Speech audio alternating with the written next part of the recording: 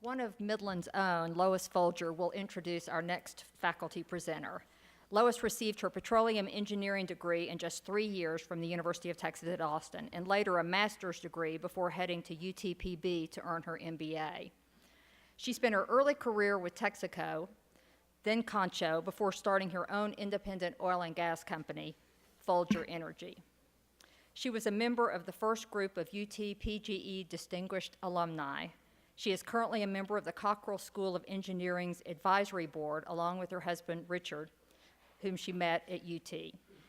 Together, they have established the Lois K. and Richard D. Folger Leadership Chair in Petroleum and Geosystems Engineering to recruit and retain exceptional faculty to ensure UT-PGE is always number one. Lois.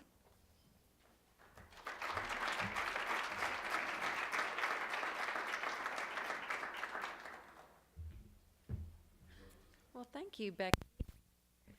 I am very pleased to introduce our next speaker, Dr. John Olson, who, since the first of the year, is our newest chairman of the Petroleum and Geosystems Engineering Department, a department that's responsible for the nation's best petroleum engineering programs. And don't take my word for it.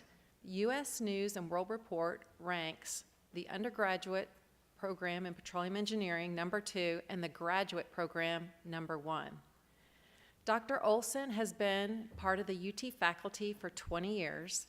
He received his bachelor's degree in civil engineering and earth science from the University of Notre Dame.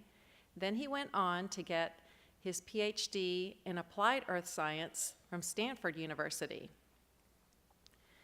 He then went on to gain extensive experience in both geology and engineering, working at Mobile Research Center's laboratory in Dallas. John brings to the position not only this extraordinary combination of research and industry experience, but he brings a passion for teaching and for mentoring. He currently is an instructor for the introductory class in petroleum engineering that all undergraduate students need to take, all petroleum engineering undergraduate students need to take, and he is an undergraduate advisor. John is recognized internationally as an expert in hydraulic fracturing, and he is selected by the Society of Petroleum Engineers as a distinguished lecturer. He travels across the world sharing emerging technology in oil and gas with industry professionals. John is a highly collaborative leader, and he is ensuring that the Petroleum and Geosystems Engineering Department is well positioned to meet the industry's future workforce and technology needs. Dr. John Olson.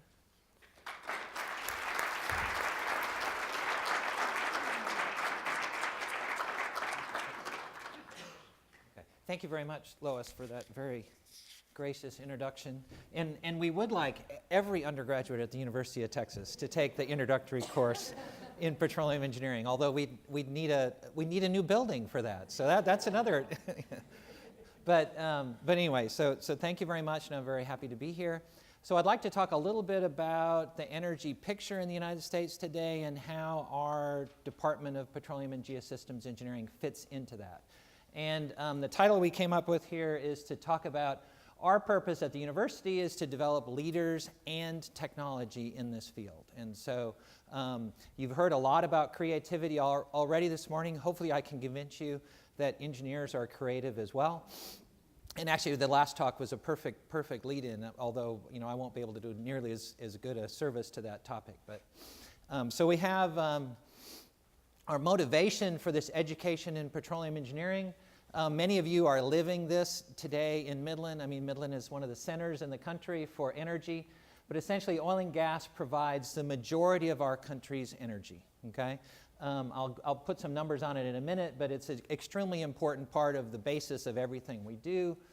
And the innovative application of technology is essentially what's made the recent oil and gas boom. So it's basically petroleum engineers and geoscientists going out and doing something new in an innovative fashion and really revolutionizing the energy business. So it's really an amazing accomplishment that's been made in the last 6 to 8 years. So let's just take a look here at U.S. crude oil production. And those of you who are in the business know that there's actually two different numbers. There's the crude oil number, and then there's a liquids number. And liquids adds in other kinds of liquids that we produce when we produce natural gas. But this is the crude oil number for production in the United States. And so we start back here in 1919 or so. Right here in about 1931, when I'll show you as the first graduate from our program, there was a bit of a decline. So I'm not going to say that we're responsible for that decline.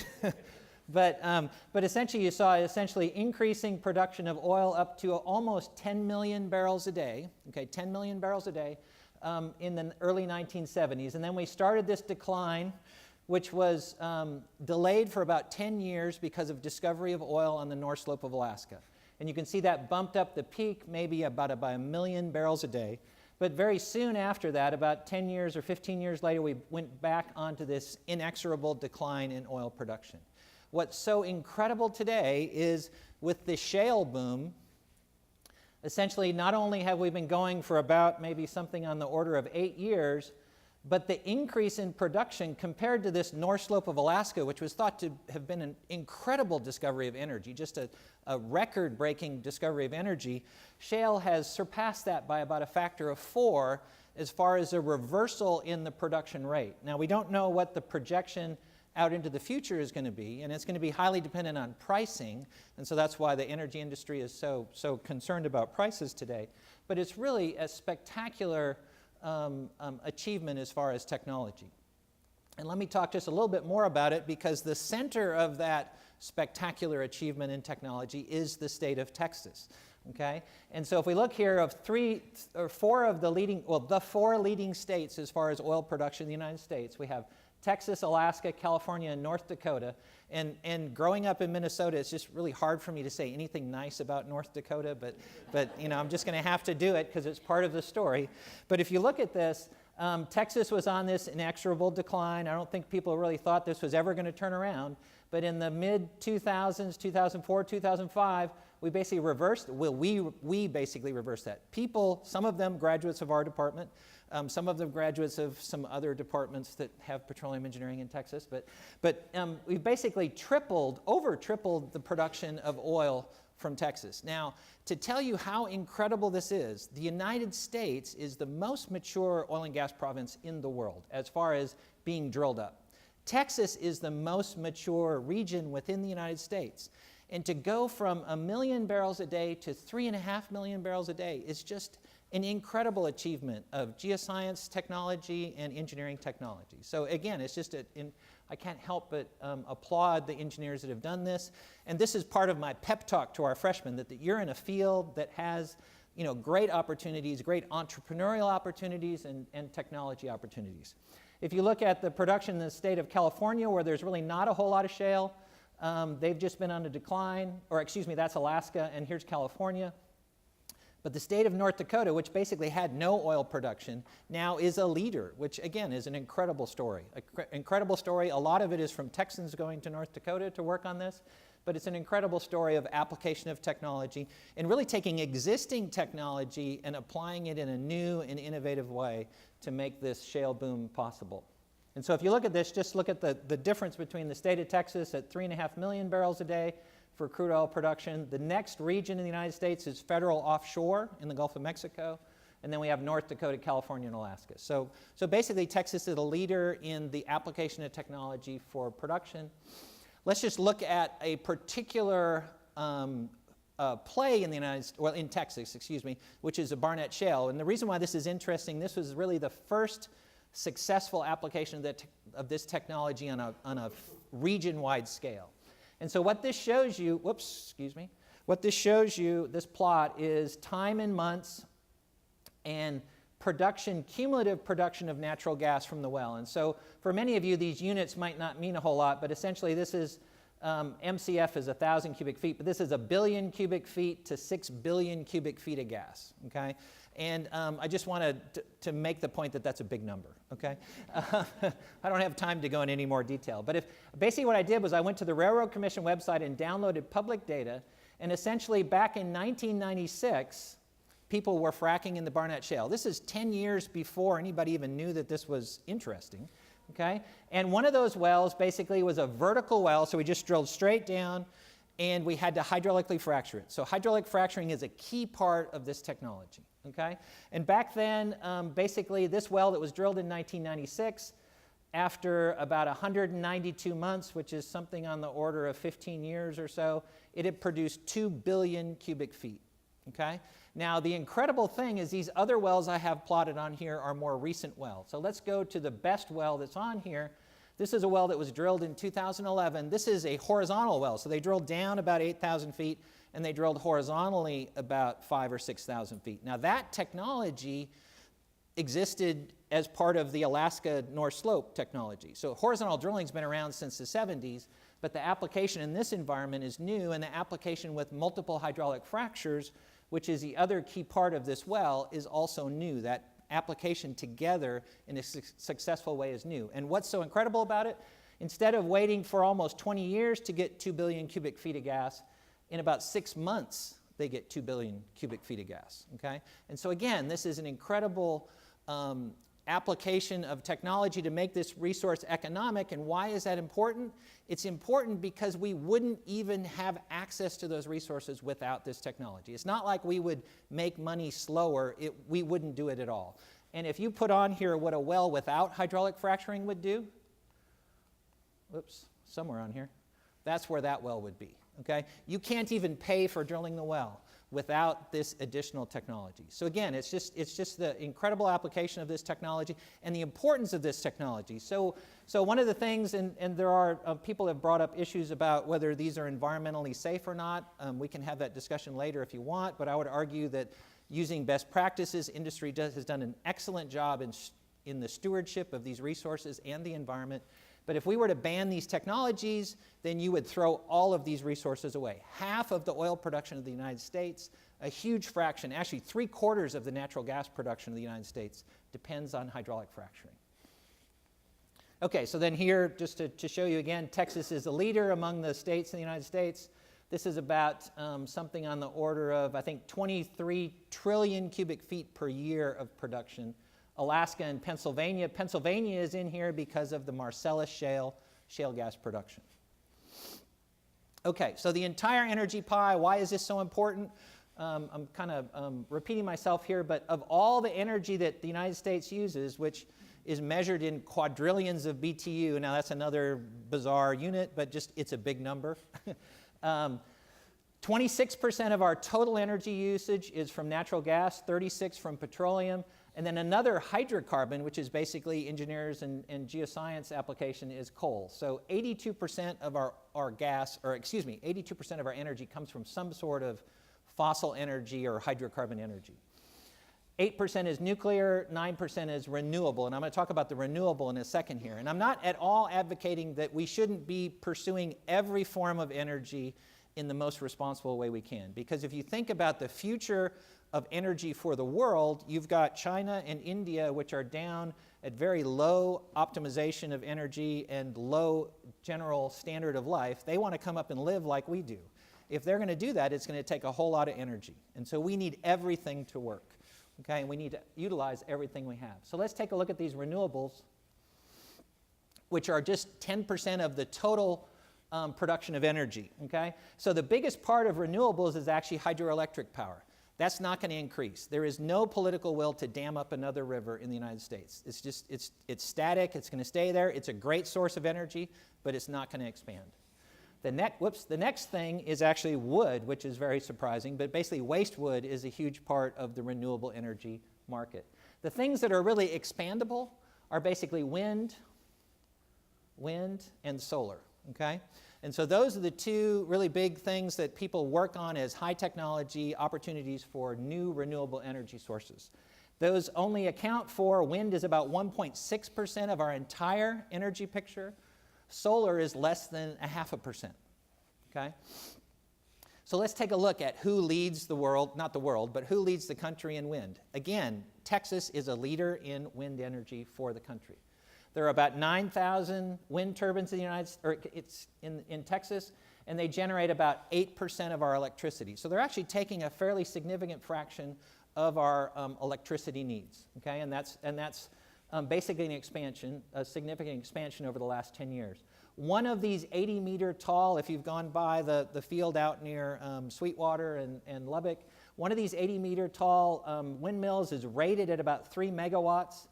It turns out if you run through the numbers, at 3 megawatt capacity windmill generates about the same amount of energy as a 10-barrel-a-day oil well, okay? That 10-barrel-a-day oil well, we've got about 100,000 of those in the state of Texas, okay? And what that means, what's a 10-barrel-a-day oil well? That's probably a well that's been producing for 25 years, okay? And so those pump jacks that you see when you drive by the road, those wells at 10 or 15 barrels a day are extremely important for our energy future, just like these windmills are, okay? And so it's actually, when I did this calculation, I couldn't believe it to start with, but it really is incredible that these mature wells are still very important as far as generating energy. So essentially, these two basically things are roughly equivalent, okay?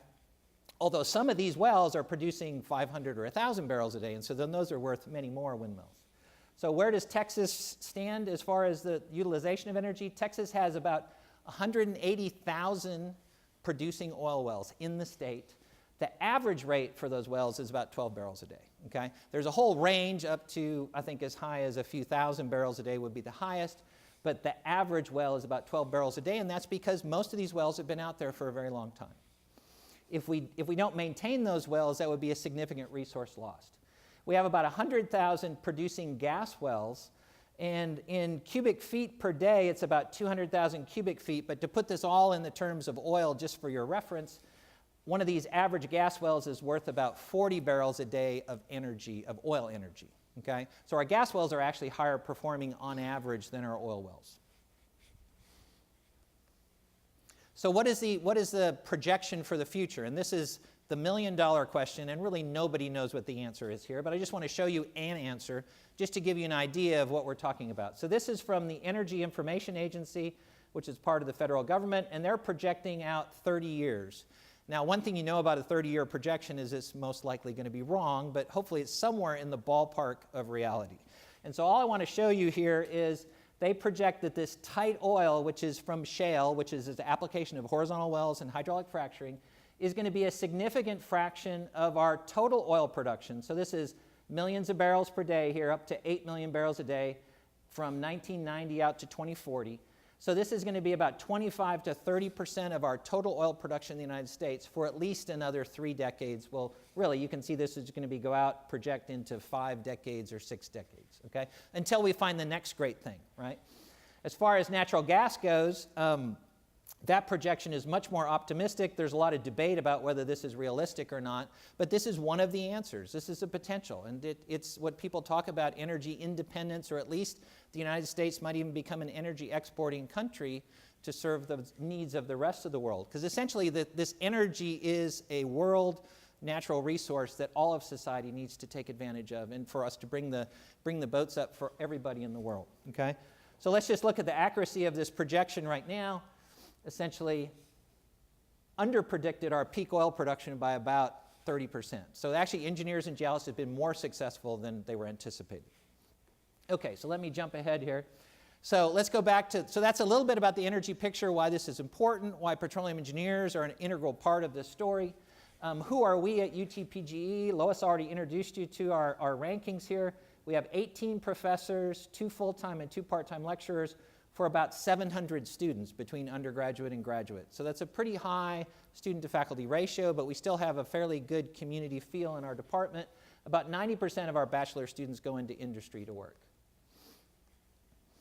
Our alumni, we like to think of as our best ambassadors in our products. So our alumni are leaders in the industry. 1 in 10 alumni are in executive positions. This is a group of a fair number of actually Midland people that are a recent dedication of one of our student centers.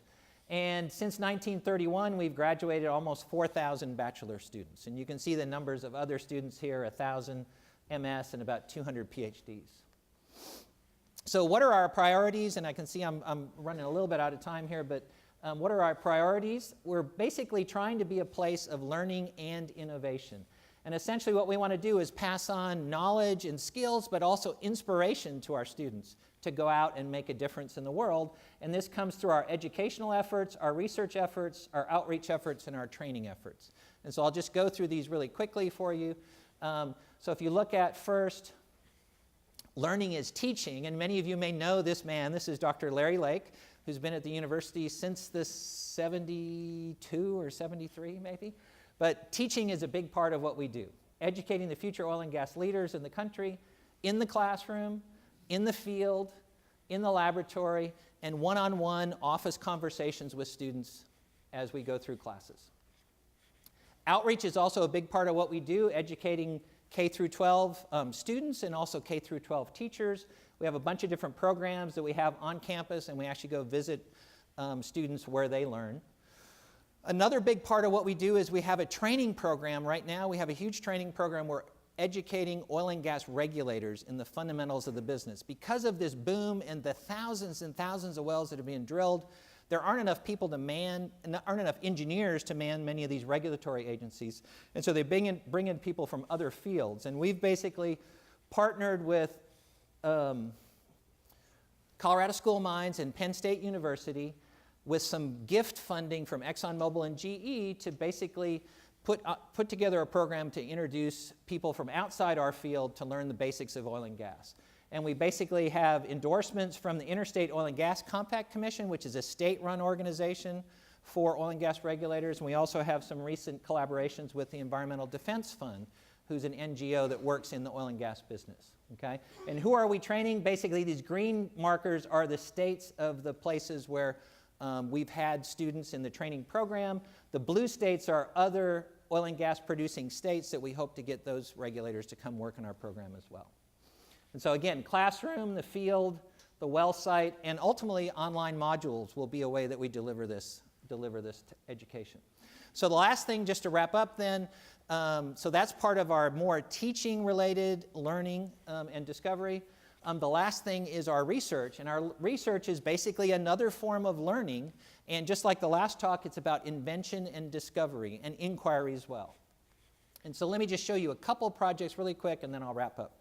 So one of these projects is it's got a big name, but it's nanoparticle applications, and we talked about nanofilms in the previous talk.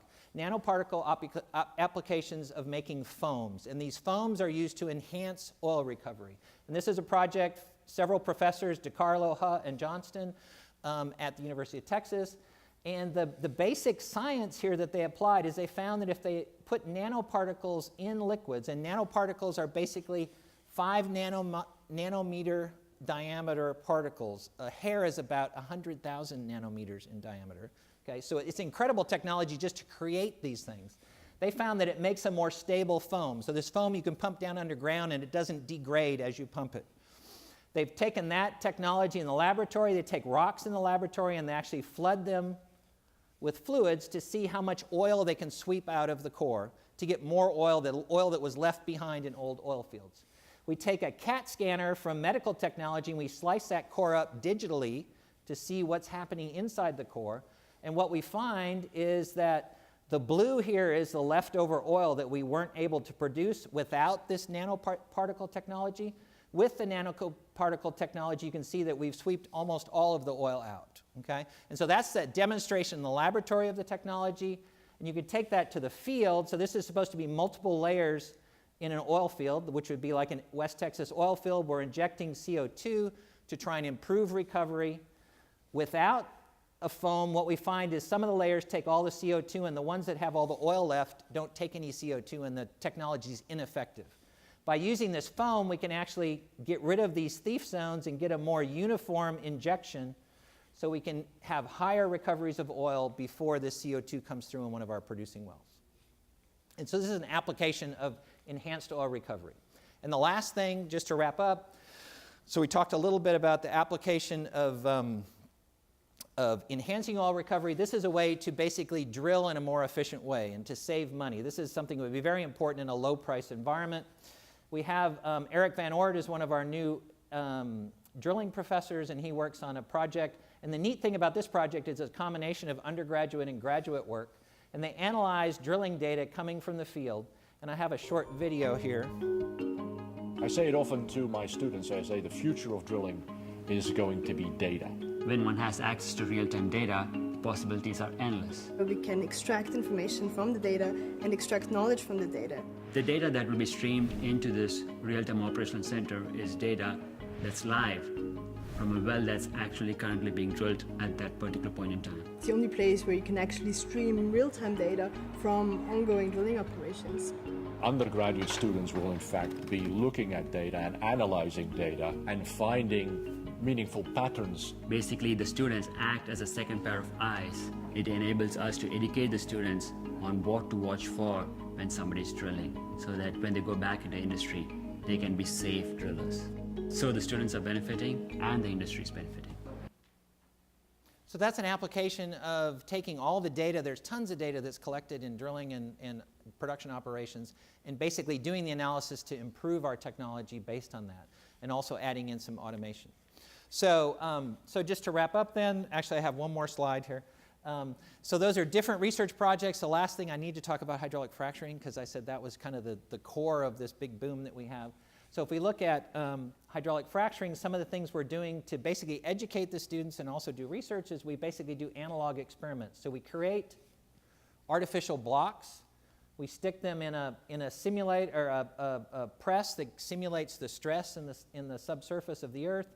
And then we basically break those blocks the way you would break them with a hydraulic fracture project, and then we chisel them open, doing some of the artistic work, I guess you say, of sculpture. And then we can look and see how hydraulic fractures propagate in the subsurface.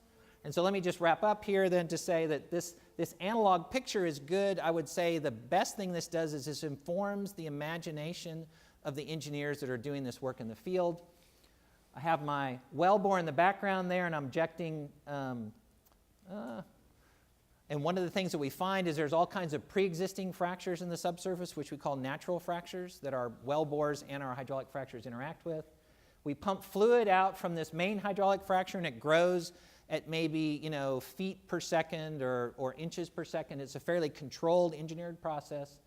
We hit these natural fractures, and it causes complexity in the hydraulic fracture that we form in the subsurface. It's controlled, but it's complex. The thing we're shooting for is surface area in the subsurface so that this oil can produce through the well. So we inject fluid down the wellbore. This is actually the same block. Well, I've pulled half of it off. It goes out and creates these fractures, and when it interacts with natural fractures, we get this complexity.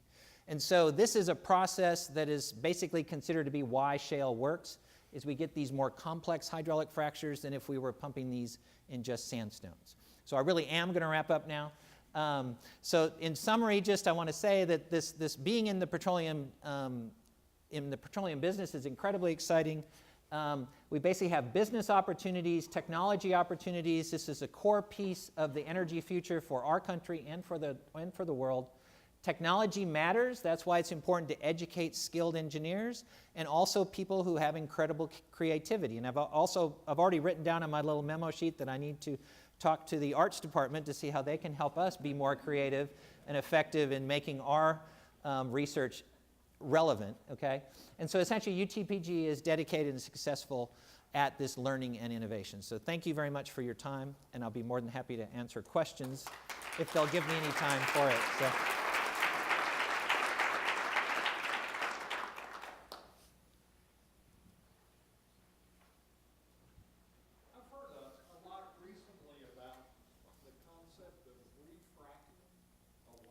Uh-huh. So the idea of refracturing a well has been around for a long time. People would do that in vertical wells in our more conventional hydraulic fracturing technology. It is possible. It takes a lot of trips into the wellbore, which takes a lot of time, which makes it very expensive.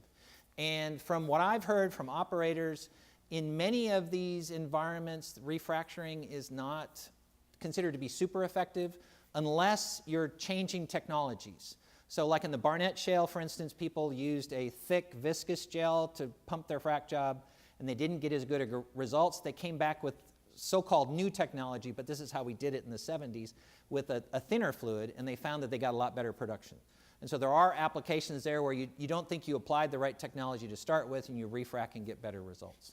But it's not being it's not being used in a widespread manner right now, I don't think. But infill drilling is probably more prevalent than refracturing, I would say. It is possible, though. It is possible. Dr. Olson, congratulations. It's back here, Steve Pruitt. Oh, okay, Steve. Congratulations on your appointment. Love your presentation. It's something hopefully ordinary citizens can understand. And maybe we can use the art department to improve the image of the oil industry. That's a thought. I do have a question, though. How are we doing in recruiting U.S. citizens to our graduate school program?